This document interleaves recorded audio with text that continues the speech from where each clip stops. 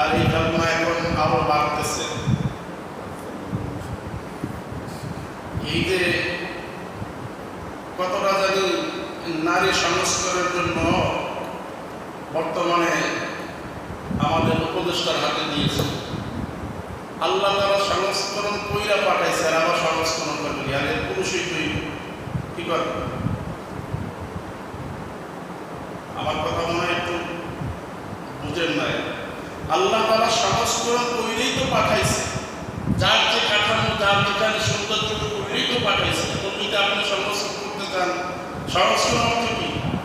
ভাইকে ওইটারে পুরোনায় করা, বুঝেন নাই? তা পুরোনায় করা আল্লাহ তারা তোমার বানাইছে নারী, তুমি পুরুষ অচিন্তা ভাবনা না, তো কি জন্য এত ভালো হয়? আল্লাহ ওদেরকে হেদায়েত দান করুক।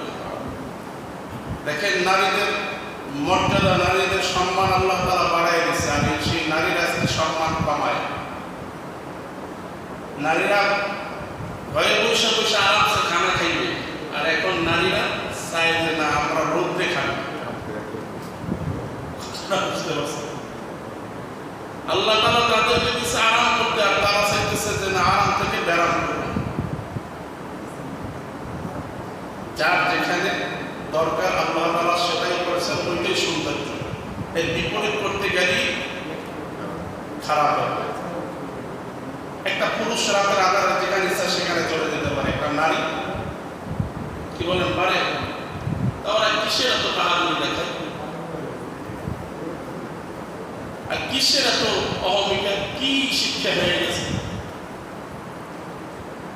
আচ্ছা বলেন তো, এরা দামি না খাদিজাতুল কুবরা রাদিয়াল্লাহু তাআলা আনহা দামি? খাদিজাতুল কুবরা রাদিয়াল্লাহু তাআলা আনহা দামি। নারীদের আল্লাহ সম্মান দিছে।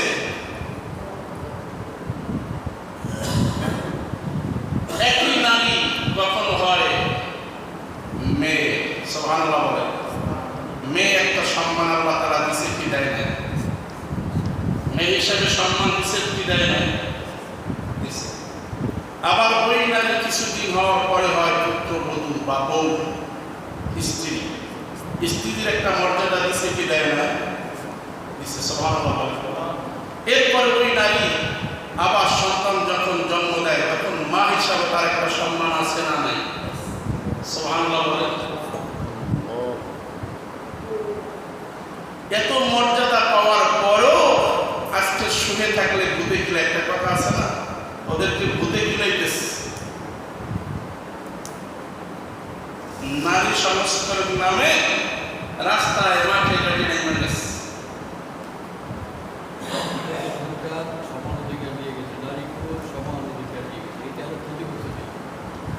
দেখেন আল্লাহ তাআলা কত মর্যাদা দিয়েছেন। ওই নারী আবার কখনো দাদি হয়, কখনো নানি হয়। সুবহানাল্লাহ বলে। মর্যাদা কতটা না বাড়াইছে।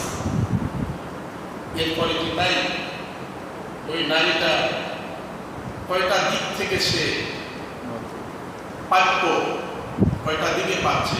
বাবার কাছ থেকে কন্যা হিসাবে পাচ্ছে কি পায় না? বলে পাইতেছে।